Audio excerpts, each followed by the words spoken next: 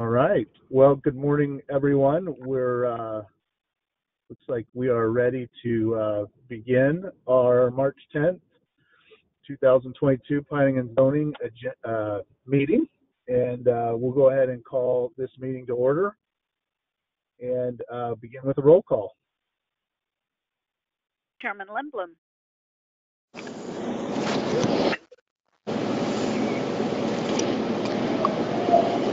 Chairman Lindblom. I'm here. Vice Chair Slasher.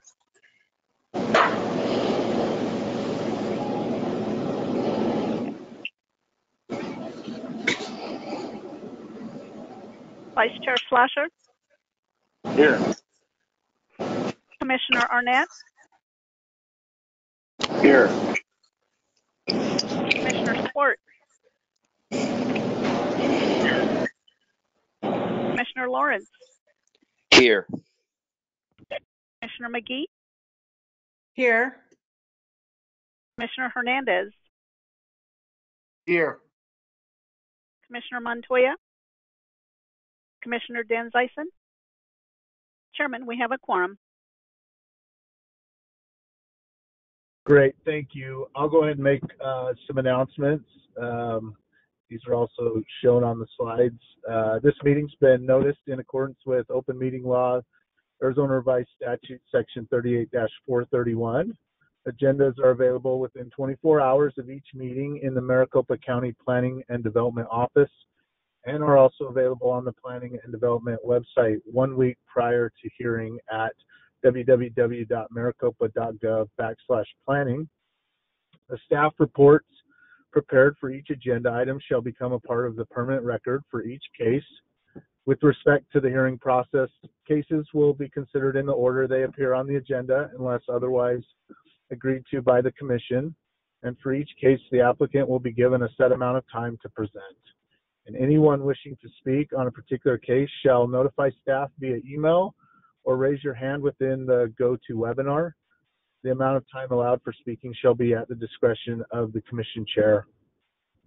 Staff will provide the Chairman with the names of persons who have registered and noted desire to comment, and those registered participants who have raised their hand.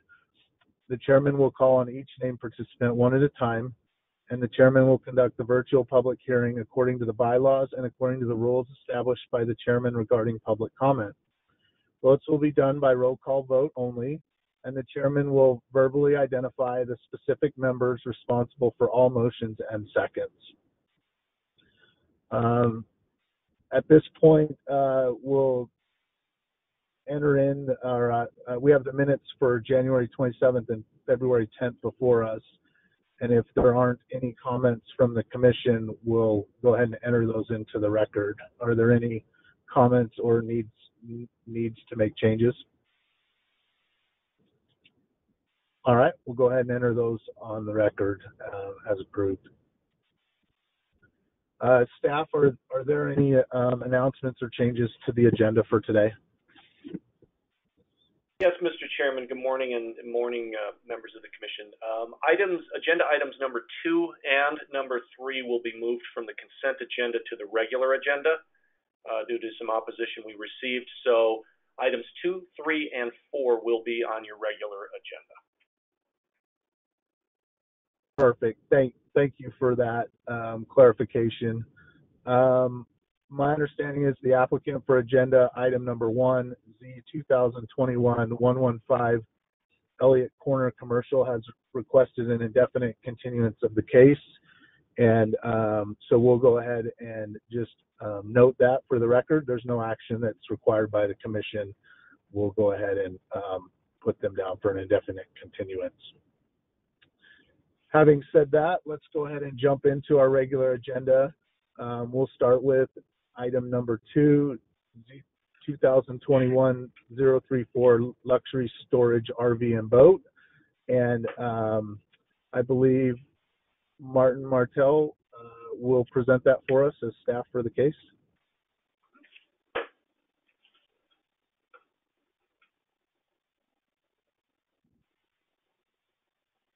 Yes, sorry about that. I was muted. Yes, I'm going to be presenting. That's all right.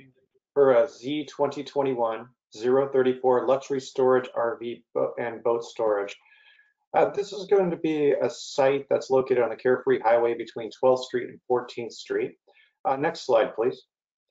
This is a special use permit request for a storage of RVs and boats and vehicles on an 8.7 acre site in the Rural 43 zoning district. Next slide, please. The site is located 600 feet east of the southeast corner of Carefree Highway and 12th Street in the Desert Hills area. Next slide, please. The site is located 600 feet east of the southeast, the site is surrounded by properties in the Rural 43 zoning district, and one of which to the north has a special use permit for an RV storage facility, but as of this date, nothing has been developed on that site. Next slide. Oh, so actually keep it on this slide. Actually, the previous slide, I'm sorry. The facility will consist of, actually the one with showing the site plan. Sorry about that. The one after this. Next one. Next slide, please. And next slide. There you go. Keep it there. I'm sorry. The facility will consist of one office building, 8 parking shade canopies with a total of 254 storage spaces, and one RV wash bay with municipal water services going to be supplied by the town of Cave Creek for this project. The site will be enclosed with an 8-foot tall solid walls with one entry gate and one emergency gate adjacent to Carefree Highway. Hours of operation will be from 6 p.m. to 9 p.m. daily with 24-hour access for customers with access codes, and the site will have a total of 3 employees. The site is located within the Rural 43 zoning district and Carefree Highway scenic corridor. The applicant is requesting to vary the following Rural 43 development standards and one scenic corridor design guideline. The requested reductions would be for the maximum lot coverage would actually be increased from 25% to 50%. And we're going to be reducing the rear yard and the side yards to 15 feet. And then eliminating the scenic corridor design guideline average of 100 feet deep at front yard and keeping the suggested 50-foot deep front yard. So pretty much the way the Carefree Highway scenic corridor has this stated is that they kind of would ideally would like to see anything from a minimum of 50-foot deep front yard with an average of 100 feet. So they kind of would like to have it kind of spacing structurally and kind of moving in different locations. But kind of on this one, their request is to reduce that average 100 feet and just keep it at 50 feet. Now the front yard setback for a property in the Rural 43 zoning district is 40 feet. So this request would just basically actually extend that an extra 10 feet. So giving this a 50-foot front yard for the site. So the applicant is requesting to vary the 3 Rural 43 development standards to create a facility that will reflect the site's commercial aspects. Even though both the side and rear yards will be reduced to 15 feet, there will be ample landscape buffers from the adjacent residential land uses. The applicant and development will abide by with all the scenic corridor design guidelines, except for the suggested average front yard depth, which will create a facility that will blend into the existing environment. During the review process, the applicant received support for the proposal by the New River Desert Hills Community Association Board, with the following requests: that all the outdoor lightings comply with the dark sky compliance, no medium cut on the highway to prevent any left turning vehicles from the facility, the existing wash to remain in its natural state, and then limiting the SUP timeframe for 10 years. Now the developer will be incorporating all the suggested requests from the NRDH in this project, except for keeping the wash in its natural condition. If the existing wash remains in its natural state on the site, this will take over half the site, making this request unrealistic for the project. Furthermore, the Carefree Highway Scenic Corridor, Article 6.9, states that where possible, washes should be kept in their natural state. And in this case, this would not be possible. Now, the developer has redesigned the existing wash by channelization and retention basins approved by the Planning and Engineering Department. And these are designed to keep the water flow through the site without negatively affecting the site or the surrounding properties. In addition, the SUP will be granted a 10-year lifespan once approved by the board. Staff are in support of this SUP for commercial storage. The proposed use is appropriate for the site located along the Carefree Highway, just 5 miles east of Interstate 17 and Carefree Highway interchange. And there is an apparent need for covered RV storage in the area, and this use would satisfy that demand. The applicant will follow the majority of the scenic corridor design guidelines, which will allow the facility to be compatible with surrounding environment, which will be a condition of approval. The request to vary the Rule 43 required yards and lot coverage will be appropriate to develop a commercial storage facility.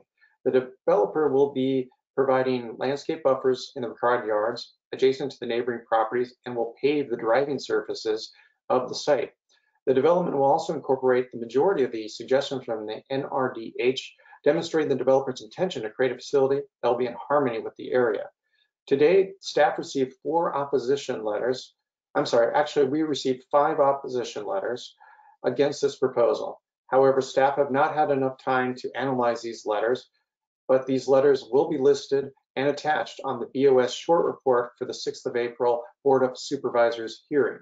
As a result, staff are recommending approval of Z 2021-034, subject to the conditions A through Q listed in the staff report. This concludes my staff presentation. Thank you, members of the commission.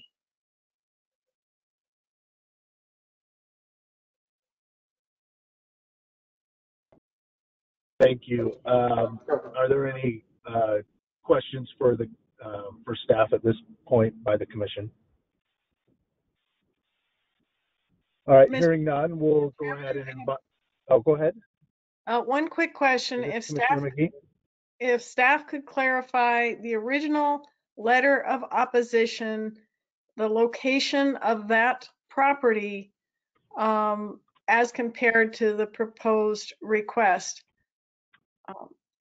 Which side of this wash is it on? Can you just explain that piece for me, please? Okay. So for the existing wash, that's in the located on the northwest corner of the site, and in its natural state today, it takes about that entire northwest quarter of the property. And the intention is to channelize that with retention basins. And pardon me, I know we're under some time constraint. Could you show me on one of the slides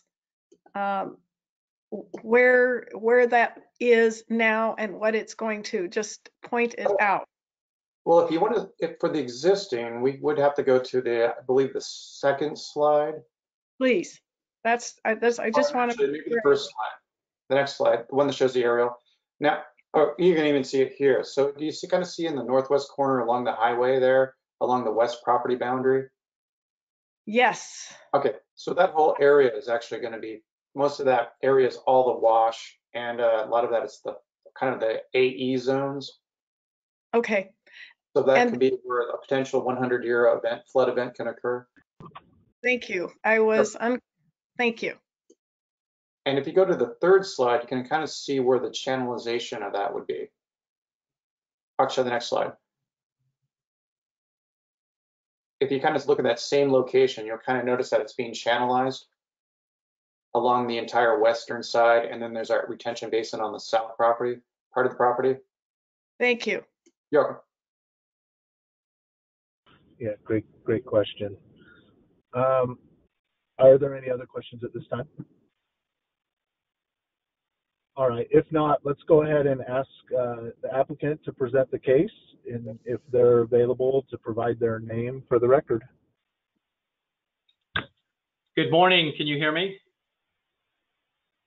Yes, we can. Good morning. Yeah, good morning. Hello, Chairman Lindblom, members of the commission. This is Shane Alleman with Tiffany and Bosco, representing the property owner and luxury storage RV and boat. Really appreciate the presentation by Martin. He covered a lot of the details that I don't need to cover in it, but there are some slides that I wanted to show to give some better context, and then I can take any questions that you might have. So if we can just go to the first slide. Of course, we already know where the location is. We are not fronting onto 12th or 14th Street, so we have these buffering. If you go to the next slide, you can see, as we've been discussing, some of these washes that are occurring. There is a major wash to the east of us. with a 100-year flood that butts up basically to the east side of our boundary. And then there's an actual floodway in the middle of that goes right through the property. And then we're fronting onto Carefree Highway with our access points, one major access point and then an emergency access. You go to the next slide.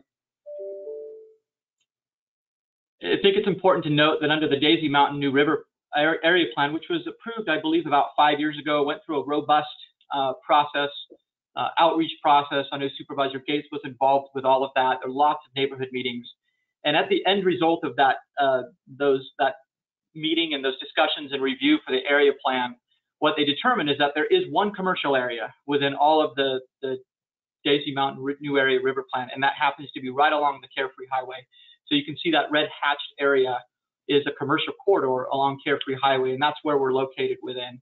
If you go to the next slide, just kind of see an aerial of what's happening right now. You can see some of that commercial activity happening with our site there. That commercial corridor extends all the way to the west, to the freeway. And then there's actually two, right to the south and east of our property where that property line kind of juts. There's two SUPs that butt up against our facility that are commercial in nature. One is a dog training facility and another, I'm not sure, but they're both commercially oriented. If you go to the next slide, you can see what Martin already reviewed with our plan. Of course, 311 spaces. This will be fully secured. It's going to be gated. All of the RV spaces are shaded. And as Martin noted, there is a large demand for this use. There's been a lot of market studies done on this, and they're going to have no problem filling this up because this is an area near Lake Pleasant, as well as major freeways where people are coming. They can pick up their boats, they can pick up their RVs, get on the freeway and head out to their destinations, and also head up to Lake Pleasant if they're utilizing their boat. There will be security lighting throughout the site. Because we are adjacent to neighbors to the south, it's important for us that we were abiding by the county outdoor lighting requirements. They're going to be under the canopy, which are 16 feet in height, shielded away from the adjacent property so that the light pollution is kept at a bare minimum. Of course, the parking spaces are set back 75 feet from the Carefree Highway. On the southern boundary next to the area to the south of us, it is 15 feet, and then you have that large retention basin on the west half of our southern part of our property, which is about 93 feet from the property boundary. So quite a buffer that's happening there. There will be vegetation around the entire site, an 8-foot wall, screen wall as well. So the landscaping, of course, will be out on Carefree Highway to interact with that highway and the corridor standards that are there with the county. If you go to the next slide, kind of a summary of what we've done to this day. Of course, our special use permit is consistent with the New River Daisy Mountain Area Plan, the Carefree Highway Scenic Corridor, and all other county ordinances.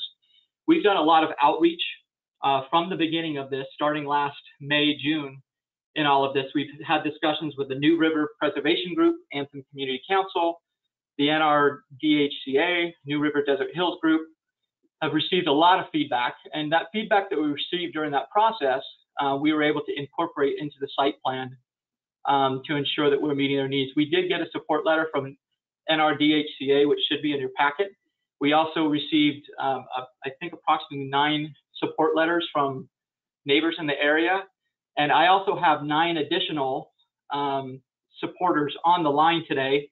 We don't necessarily need to go through all of them, but they are standing ready with the property owner in case you wanted to hear from them for support. Now, my third bullet point there says not aware of any opposition. We did not receive any opposition until I did get an email from Martin on Monday that we received opposition letter lodged from my neighbor to the east, Nick. I believe his name is Nick, and I think it's pronounced Nagrechi. I actually had a discussion with him back in May. He did not raise any concerns to me at that time. He said he had a question about the signage and the driveway on the east side and wanted to make sure that distance requirements for his future commercial use on that site could be compatible. But I think in the letter he noted that he now wanted to do residential, which I believe would be very difficult with a floodway going through there, but that's another discussion he'll have to have with the county. But, and then I'm hearing today from Martin that there are 4 other opposition letters, but I don't know what the content of those say, but I have not been aware of any opposition until Monday of this week with the one letter, and then I believe the 4 others. But we will reach out to them. We'll address any concerns that they have, but I did want to make sure that it was noted that we have done a lot of outreach with all of these important groups and with the neighbors, and have received support to date. So with that, we do agree with staff support in the recommendation for support in their staff report, and we agree with all the stipulations. We have a number of stipulations that are noted in your staff report, and we agree with all of them. And I'm happy to answer any questions that you might have. Thank you, Mr. Ellman. Is there any questions at this time for the applicant by the commission?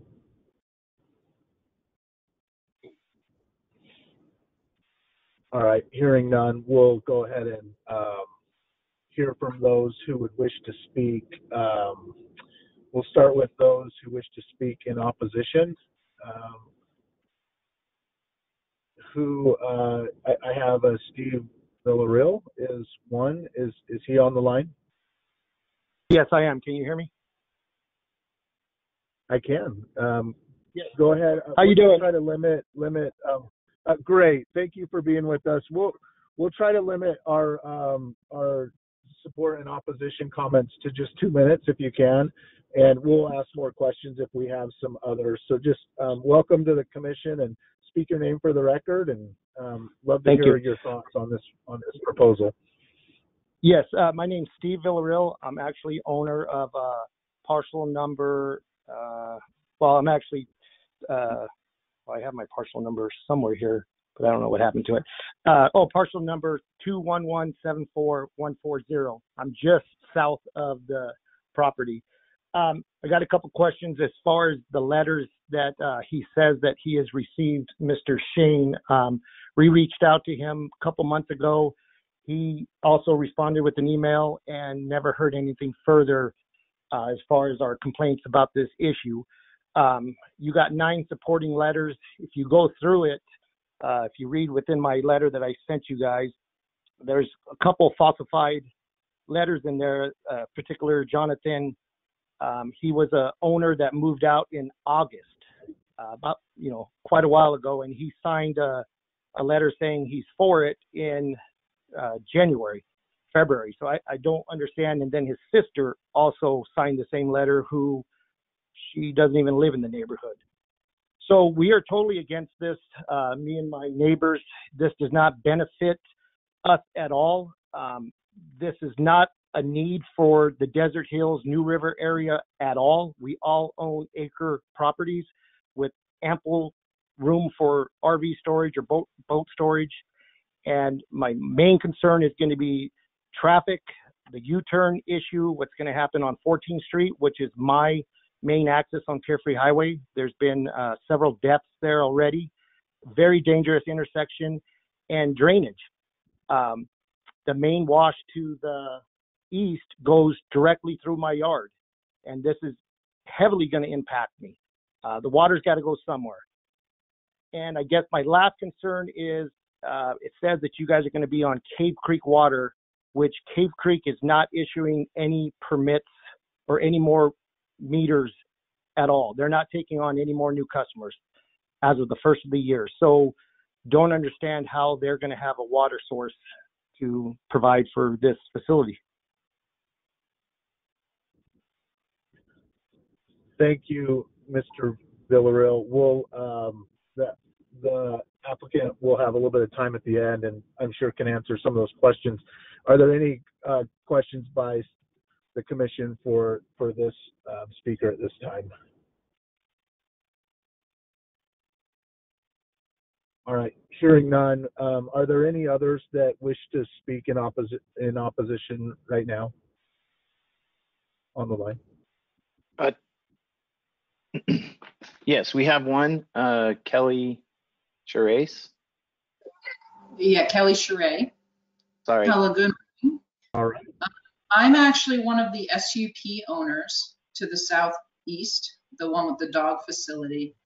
It's a misrepresentation to say that either my SUP or Phil's SUP is commercial in nature.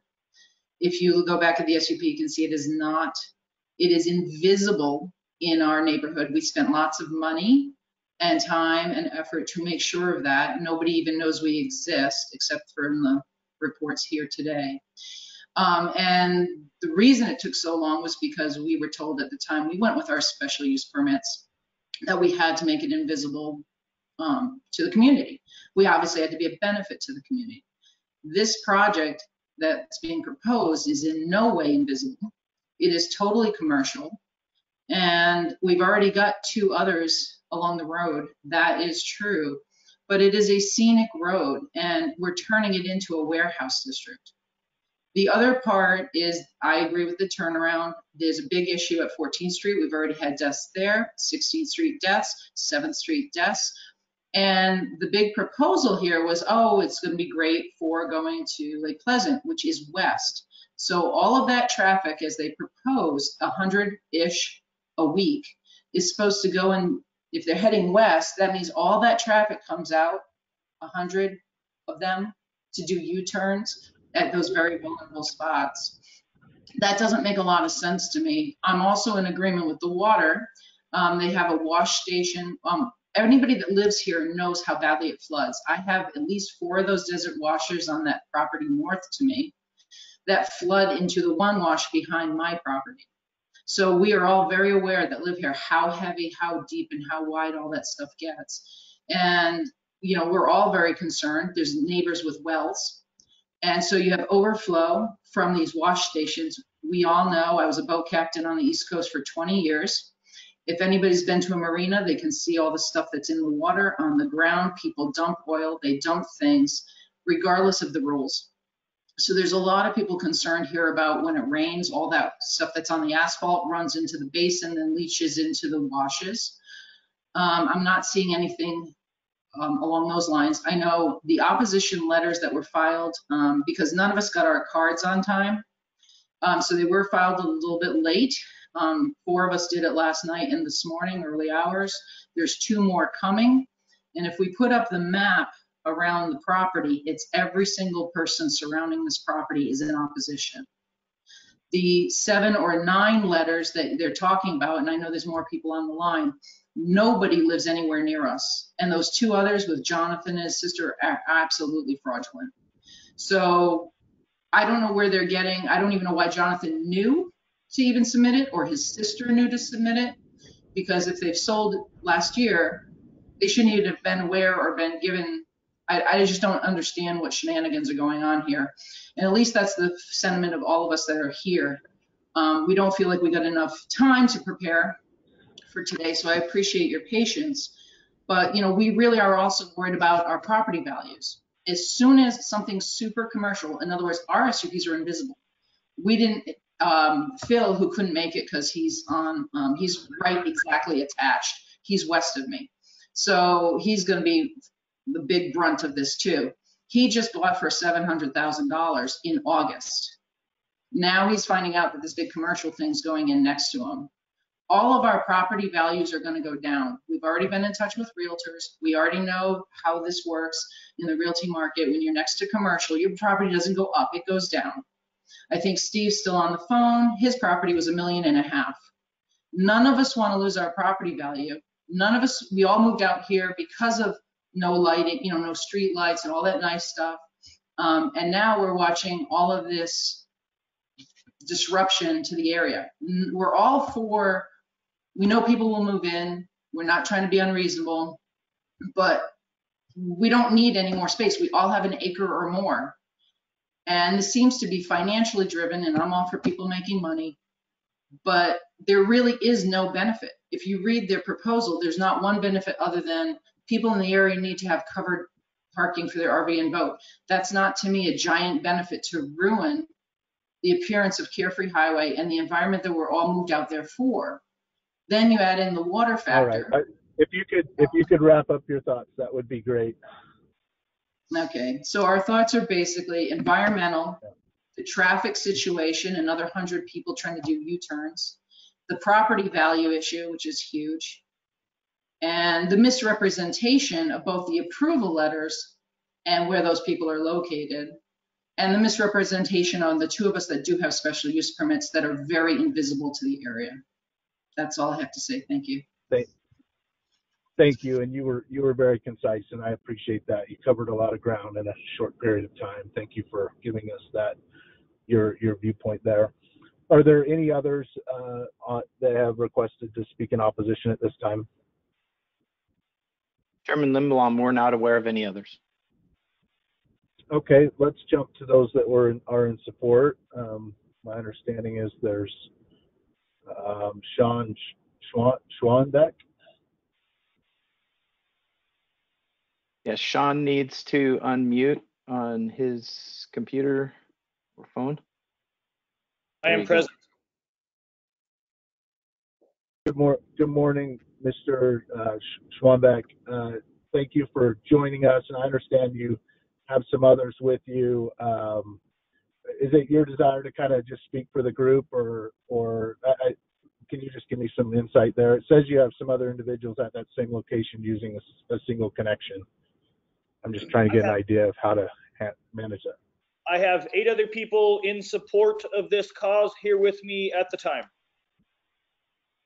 Okay. If you feel you can adequately represent them, just go ahead and share your reasons for support for this project. Okay, so what I noticed when we drive up and down Carefree Highway is lots of people have their RVs sitting out in the sun, withering away from this Arizona heat with nowhere to park them, because within a 30-mile radius, there are no RV storages that have availability to park these things. That, for us as RV owners, is very important. You know, these rigs are very expensive. We don't want them sitting out in the sun and letting the Arizona weather just, demolish the outsides of these. When they are kept in storage, the sun stays off, the rain stays off. It is a great thing for RV owners. Lots of them out in this area. I take lots of phone calls from the community wanting these things, and it really is a need out here to protect and store safely, people's motorhomes that they spend a lot of money on and care for and use a lot. Great. I do have one question for you. What's your relation to do you live nearby, or this is something that you just see as a benefit for the community and something that you want to use? Like, what's your relationship to this project? Just give me some insight there. My relationship to this project, all of these people live out here within 5 miles of where my property is located at, and all of them see a high need for this, as all of them have motorhomes or boats and nowhere to park them. Okay. Are you the property owner? Yes, sir. Okay, thank you. That helps me as well. I hadn't made that connection. Appreciate that. Are there any other questions for Mr. Schwanbeck from the commission at this point?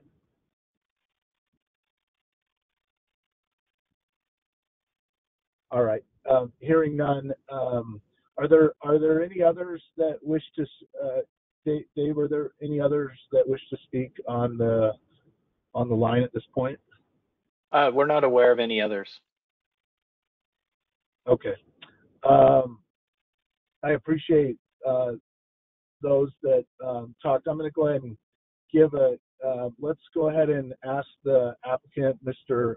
Ellman, to come back on. There were some comments. Just give you a brief, if you could briefly just maybe address some of the concerns that were raised by opposition, that would be wonderful. Yeah, that'd be great. Thank you, Chairman Lindblom, members of the commission. So in regards to some of the questions that are coming up on traffic, as you know, we always have to do a robust traffic study, which we did. We had SIPTech, Don Cartier, who's well known in the area, do a traffic study for us, had addressed all of the questions that came up with engineering staff in regards to the traffic that will be coming. As you could imagine, with a use like this, the traffic is extremely low. one of the recommendations that came back is that we had to do a decel lane coming into the site. So we are adding that as part of the overall development if there's a concern about, you know, RVs being out on the road and turning into this site. So they do have an opportunity to decelerate and then turn into the lane. But besides that, in the traffic study, there were no other concerns that came back from staff in the full traffic study in regards to accidents or anything like that. We addressed every single issue that came up. In regards to the SUPs below us, I believe that, you know, the direction of staff, why they did say that they had to be invisible is because they're simply outside of the commercial corridor.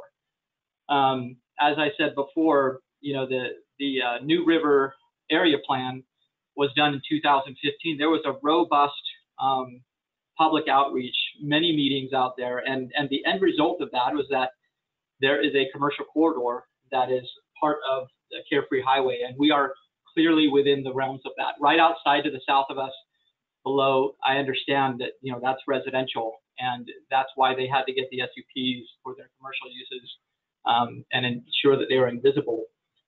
We are still, not to say that we aren't invisible, we are still bringing in aesthetics, landscaping, setbacks, all of the things, shielding our lights to make sure that we conform with all of the county standards, including flooding. I know that there were some questions about flooding. We have, as part of an SUP process, you have to go through a full drainage analysis and go through all of those with drainage plans and make sure that that is in conformance with all of the county standards, especially with the washes that are to the east and to the west of us. And we conform with all of those things. So the concerns about flooding will not occur because we are following the standards of the county as well. So I believe that addresses all of the concerns that came up. But again, these are concerns that are just being brought to us today because we have not, throughout this whole process, had any opposition that have come up. We've had the support of the NRDHCA and the New River Desert Hills Group and the other neighbors that are on the line today. So with that, I'm happy to answer any additional questions that you might have. Thank you. Are there any questions at this point for Mr. Ellman by the commission? Mr. Chairman, this is Commissioner. I have a question for staff in terms of, you know, the re-engineering of the wash. And it is, how foolproof is that re-engineering of the wash in terms of flooding? And are there any consequences in the event that's not successful? If this is outside the scope of what we do, I'm sure Mr. Peck will call me on it, but that's my question. All right. Thank you, Commissioner McGee. Yeah, could the staff just quickly just kind of address the procedures that are taken in regards to Commissioner McGee's question? Mr. Chairman, Commissioner McGee, I can't answer the specific engineering aspects of it, but what I can say is that any type of channelization or rerouting of the flows, the natural flows, have to be built to county requirements, county engineering requirements. And that will go through an inspection process to make sure it meets our requirements as well. If there's any, you know, failure or what have you, that would be on the applicant to rectify those problems, but they would have to meet county requirements when they design it and also in the inspection process. Mr. Chairman, it's me. Matt, do you know if this is a jurisdictional law? Is it within the? I'm sorry, say that again, Mr. Peck. Is it within the jurisdiction of the flood control district?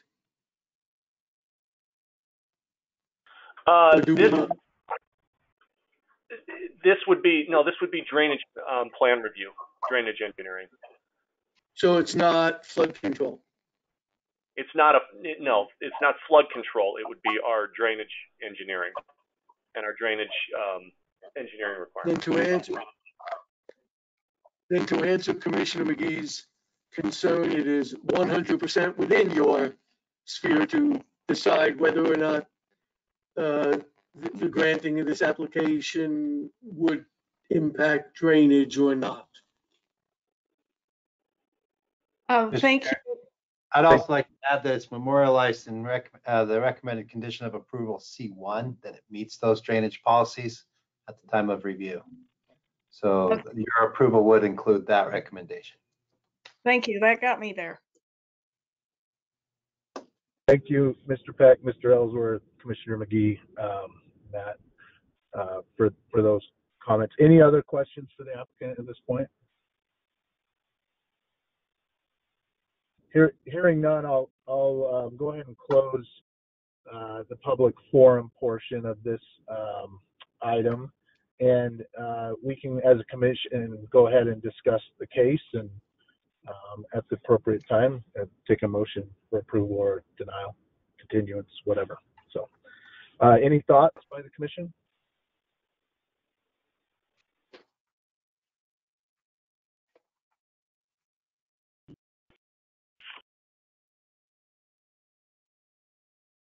Mr. Chair. I'll speak up here.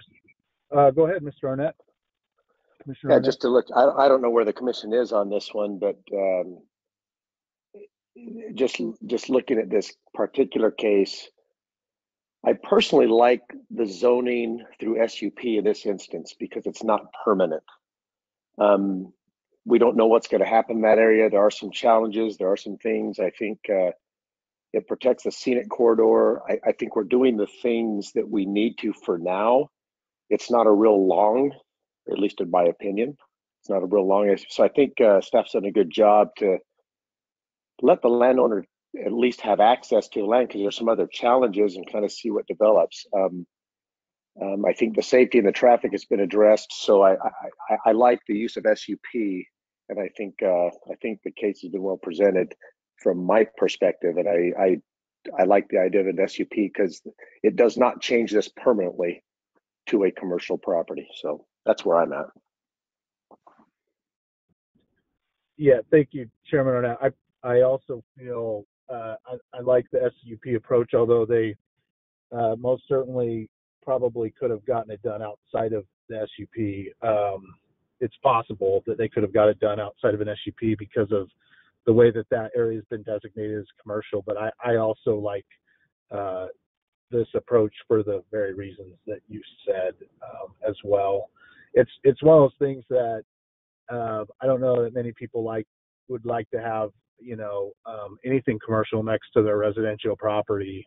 But as I look at it, there could be a lot worse commercial applications next to a home if it was my home as well. So I definitely listen to those homeowners as that impacts their lifestyle and pocketbook on values of their properties. But at this point, I like the way that this has been approached. Any other thoughts or comments?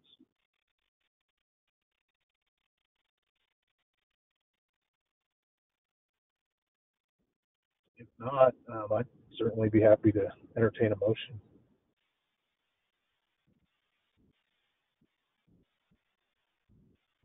Mr. Chairman, this is Commissioner McGee. I move approval of Z2021034 in accordance with staff recommendations as presented. Thank you, Commissioner McGee. We have a motion for approval. Do we have a second?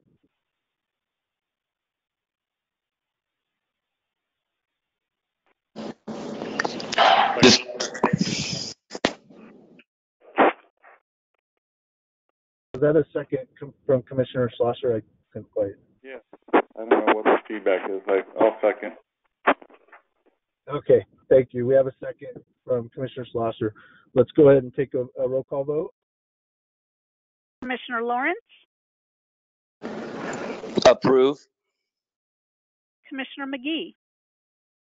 Yes. Commissioner Swart? Yes. Commissioner Arnett? Yes. Commissioner Hernandez? Yes. Vice Chair Schlosser? Yes. Chairman Lindblom, Yes, for me. Chairman, that's an approval by a vote of 7-0. All right, thank you, and thank you for those that participated today.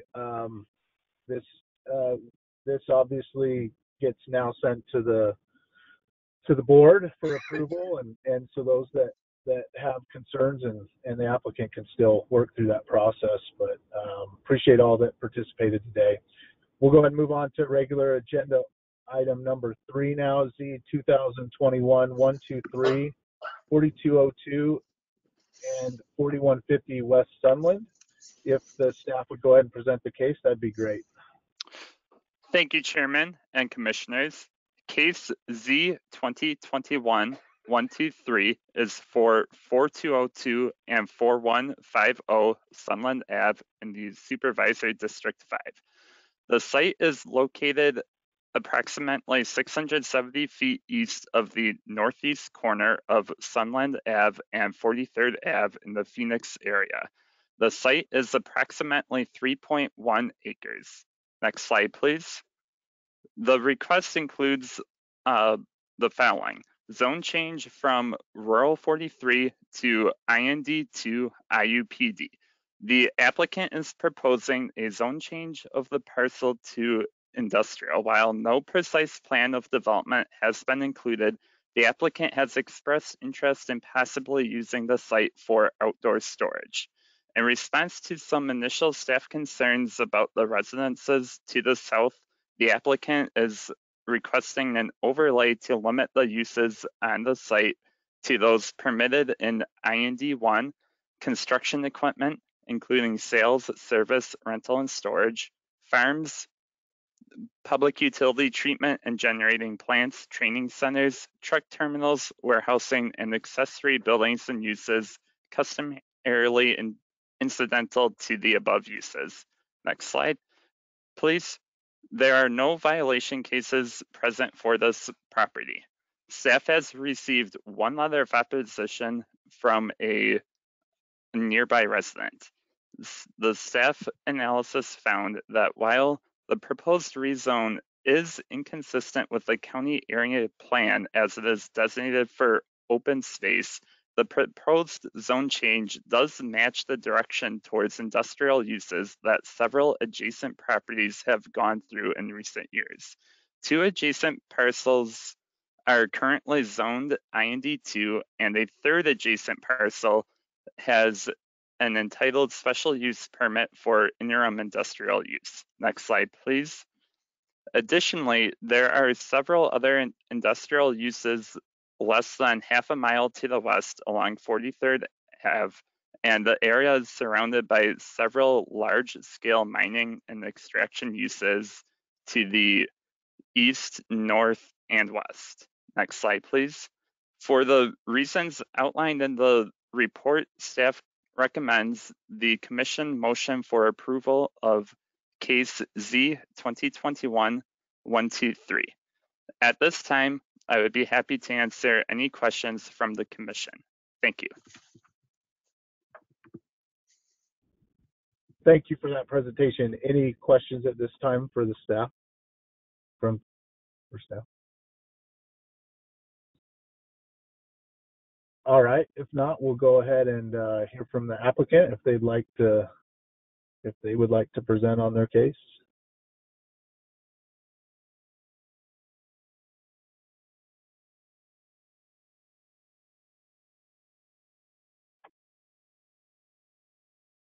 Peter is unmuted. You should be able to speak. Are you there, Peter?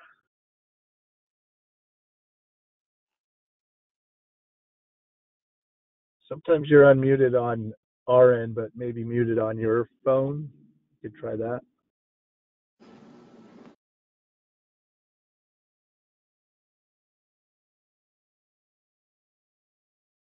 You there, Peter?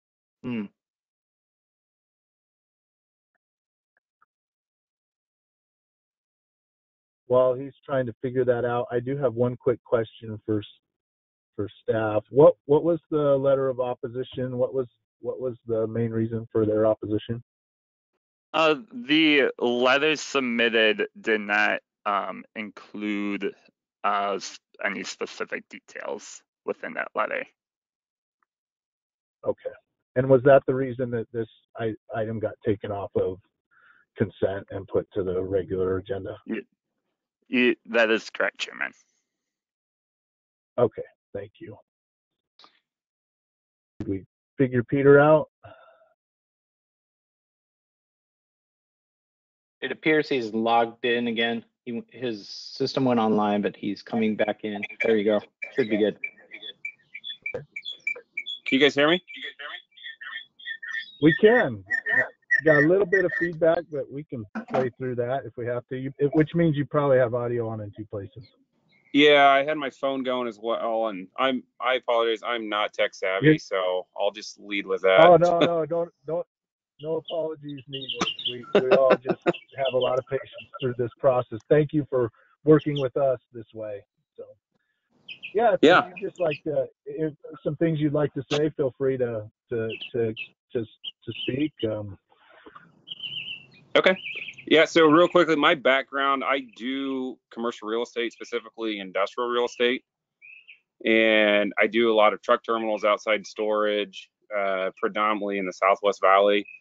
And I bought this with my wife with the hope and goal to turn this into an outside storage component. The little guys out there on the streets are just getting their teeth kicked in, and there's no place for them. And all these institutional buyers have come in and grabbed everything. That's kind of the backstory. But I'm doing this by myself without an attorney. And it's been a fun learning experience with Joseph helping me along the way. But I sent the letters out, and before I'd even sent all those letters out, I went and knocked on as many doors as I possibly could to the south. I knew all the owners along 43rd Avenue, and my hope is just there's a double wide office or a double wide home, and I put in some new flooring, new paint, and just convert that to an office so that somebody could use. But it's pretty straightforward on Sunland, and that's where the access would be. And I had a traffic impact study done, and that came back that there was essentially no further action or no requirement, and that came from Raj Thoutnan, that he gave a waiver approval from access, saying that the ingress and egress off of Sunland with or without a tenant would not impact 43rd Avenue. And I actually, I've gotten to know a lot of the neighbors, the residential neighbors on the south side of Sunland. But when shortly after we bought it, we went in and put down a bunch of asphalt millings. That road is not maintained by the county. It's a private road that the residents have to maintain. And it was dusty, potholes. And when I went down, I spent a bunch of money, and I took the responsibility all the way from 43rd Avenue all the way up to my property line, fixed it, and there's 2 or 3 speed bumps from 43rd Avenue all the way up to my property, so you can't drive fast on it. You've got to slow down. If you're going over 10 miles an hour, you are going to probably destroy any kind of equipment or your vehicle. So in that regards, access in and out of there, yes, there could be people coming and going, but they're not going to be going at such a pace that would impact the 2 residences on the north side of Sunland. So I did this. It's fun. I enjoy it. I appreciate all your guys' help through this. But if you look at the zoning, the only other thing I would really add is there are 22 allowable uses, and I've eliminated 13 of them. I don't want a manufacturing plant. I don't want a bottling plant. I don't want, a bunch of noise, coming from this specific property. So I really tried to be cognizant and friendly to the neighborhood as best as I could. Because you can eliminate most of this stuff and just say, hey, we'll never turn this property into such a way that would really, I think, do long-term harm. So That's essentially it. All right. Thank you for sharing that. Any questions for the applicant at this time by the commission? Mr. Chairman? Go ahead, Mr. Schlosser. Staff, are there any, I know we have the letter in opposition. Do we have any registered speakers in opposition? We're not aware of any, Mr. Schlosser. Okay. I guess the reason for that, it's not my district anymore, but I grew up about 2 miles from here. And this zone change is similar to everything else in the area, and I have no problem with it. And once the other commissioners, if they have anything to say, but I'm prepared to make a motion to approve. Thank you, Commissioner Schlosser. Are there any other comments, questions? If there's not any other questions for the applicant? If not, we'll go ahead and close public forum, and we can discuss or entertain a motion at this time.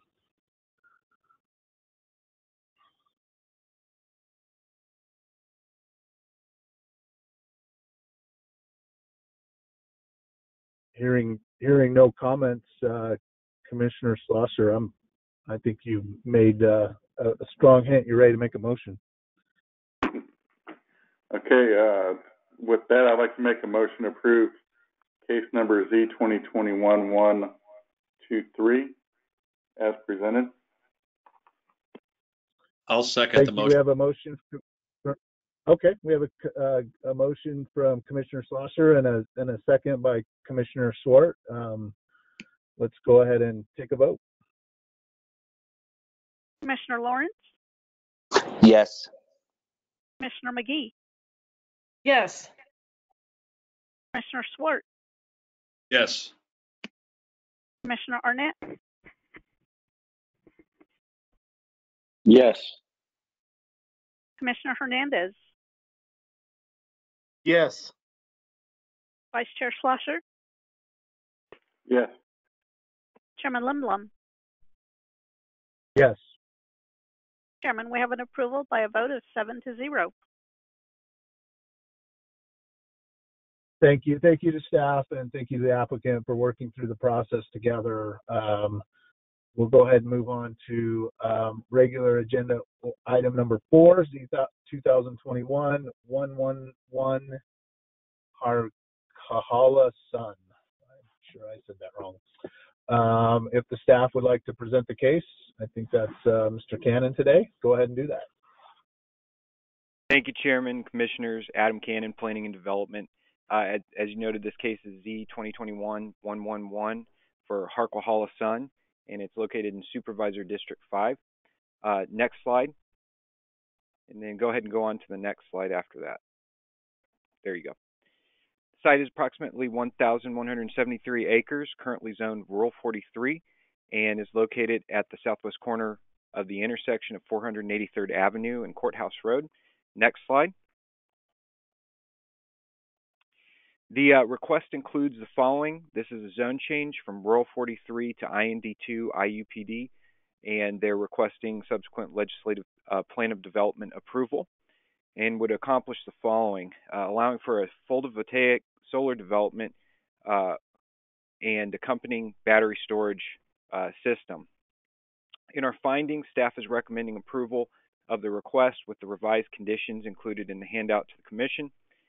Staff believes that the site and location are suitable for future solar development, and that the solar development will have a positive economic impact in the potential creation of 240 construction jobs, and will have an environmental benefit in promoting renewable clean energy.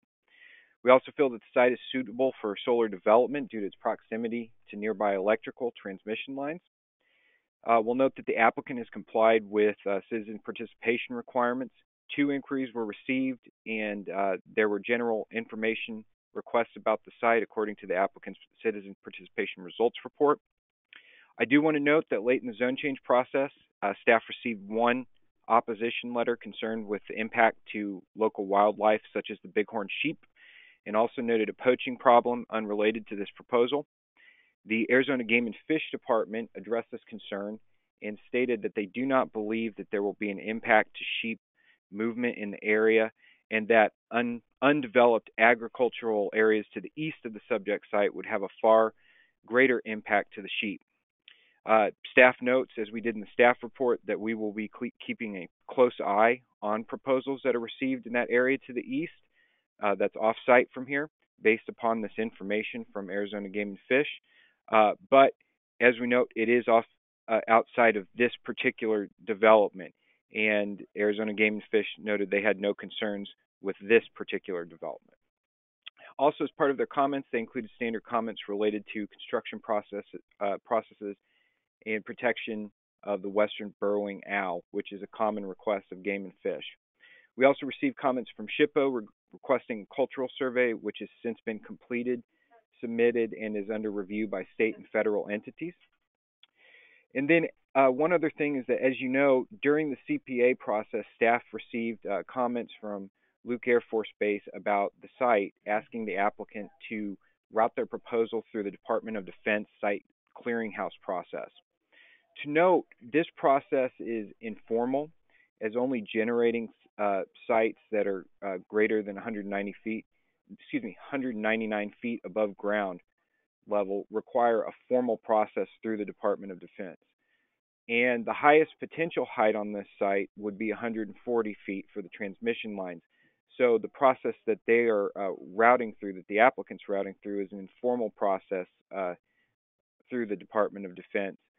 The applicant has submitted this information and is awaiting the outcome of recommendations from the DoD, and those communications are included in the staff report attachments.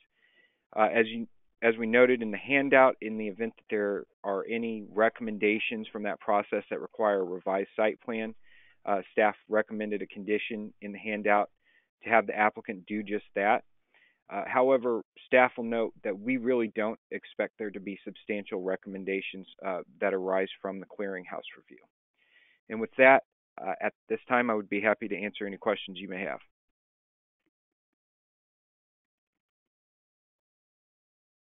Thank you. Are there any, I just have one question. Is the letter of opposition that was related to the Bighorn sheep, is that why we're on regular agenda today?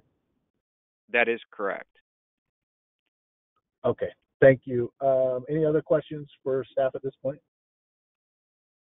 Mr. Chairman? Go ahead, Commissioner Schlosser. Staff, a while back we've had at least half a dozen or a dozen of these solar cases over the last few years. And a few months back, the base had written a letter of opposition. That's not the case with this project, correct? That's correct, Vice Chairman Schlosser. The Luke Air Force Base, at least in our staff side discussions with everybody from Luke, the letter's not opposition. They just want the applicant to route through the DoD siting clearinghouse process, and that's what has been told to us by the community initiatives team there. That's what we understand to be the case. And like I had mentioned, there's a condition in the conditions of approval that would address any sort of recommendations that the siting clearinghouse process had sent out once that process is complete. Okay, thank you. My last statement is I'm prepared to do the same as with the last case whenever the time is appropriate. Thank you, Commissioner Schlosser. We'll if there's no other questions for staff, we will invite the applicant to speak if they would like to at this point. If he would like to, we would welcome that. Yeah, you have Matthew McCaffrey from Birch Infrastructure here. I had a few slides if they're available. I will keep it pretty brief. Adam did a great job. So appreciate that. That'd be great. Here we go. Yeah, so we can go on straight to the next slide. As I mentioned, I'm Matthew McCaffrey. I'm with Birch Infrastructure. We are the owner and developer of the Harquahala Sun project. We are a renewable energy developer, so we develop projects to serve local utilities, communities, and C&I customers, or commercial and industrial customers. There's currently a really strong demand for renewable energy projects and supply in this region, so we are excited to move forward with this project and be able to meet the robust demand for energy projects in the greater Phoenix metro area. We can go on to the next. Oh, and then actually, I'll just quickly mention, if additional questions were to come up, Kimley Horn is our permitting consultant. We have engineer, planner, and environmental experts on the line. If I'm unable to answer any questions, we can loop in the appropriate team members. So next slide. Great. So I think you've probably seen some maps of this project before, but this is about 40 miles from the edge of Phoenix, or kind of 60 miles west of the center of Phoenix in the Harquahala Valley. The project interconnects to Delaney Substation, which is in this region, and this region has mostly consists of agriculture, and there's also a significant amount of power infrastructure in this area as well. And we can jump to the next slide. So one thing I just wanted to highlight is, one of the main reasons we think this project is so compatible for this area is the existing infrastructure in here. In the upper right-hand corner, you'll see a picture of Delaney Substation. That's a picture of it under construction. It's now fully operational. That substation, in part, was actually designed to bring more renewable energy to the grid in this area. And then on the upper left-hand corner, you'll see the Harquahala generating station. That is about a gigawatt combined cycle natural gas plant. So this is an important area for energy generation and for the grid. That gas plant has a generation tie line or transmission line, 500 kV line that runs east towards the Delaney substation. It actually continues on and connects to another substation, but with that line and a couple others in this area, there is a number of high voltage lines and infrastructure that already exist in this region. And then the lower right-hand corner, you'll see Saddleback flood control structure. That's the county flood control structure that runs through this area. And the last picture just highlights there is also numerous lower voltage and medium voltage lines in this area. So we can go to the next slide. So Adam gave a great summary of this, but just wanted to confirm, since we did receive that letter prior to our CPA hearing in November, that Reggie Christensen at Luke Air Force Base was referenced in the letter. I've talked to him several times. He has reiterated that this is just a standard letter that goes out that's asking us to go through the DoD clearinghouse process. As Adam mentioned, we have submitted to that process. I've spoken both with Reggie, another person at Luke Air Force Base, and the DoD, and there are no major concerns regarding this project, although we will certainly complete the process and address any concerns that there may be. And then lastly, I'll just note, just for some detail, obviously this project is pretty far from Luke Air Force Base, so there's no potential concerns regarding the Air Force Base itself. There are military training routes that fly through this area. These training routes fly over many existing high voltage lines. They fly by existing solar power plants. So this is really typical of what the military training routes are already flying over. And again, Luke Air Force Base and DoD has expressed as much to me. So we will certainly continue through and check the box here, but just wanted to provide some color there. And yeah, we can go into the next slide. So the last point, just wanted to cover, again, Adam did a great job here, but we received our letter from a review from the Arizona Game and Fish in February. The recommendations there are very standard in terms of pre-construction burn-out surveys, best practices for avian safety. These are very common measures in this area that we should have no problem meeting. And then, as Adam mentioned, we received one comment regarding bighorn sheep, and that wildlife connectivity for bighorn sheep is farther to the east, and we expect no issue there. Additionally, for our generation tie line, our transmission line that connects us to the grid, we were going through a BLM review process. So as a part of that process, we conducted a biological evaluation, and just wanted to reiterate the same conclusions there, that we don't expect any impacts to bighorn sheep. So that concludes the points I wanted to make today, and of course, I'd be happy to answer any questions as they come up. Thank you. Any questions from the commission at this time for the applicant? All right, hearing none, we'll go ahead and do we have anyone wishing to speak in support or opposition? I think we said we did not, but has that changed? Chairman Lindblom, there are no one's registered to speak. Great, thank you. We'll go ahead and close the public hearing process and speak amongst the commission, and if or take a motion at the appropriate time. Any thoughts?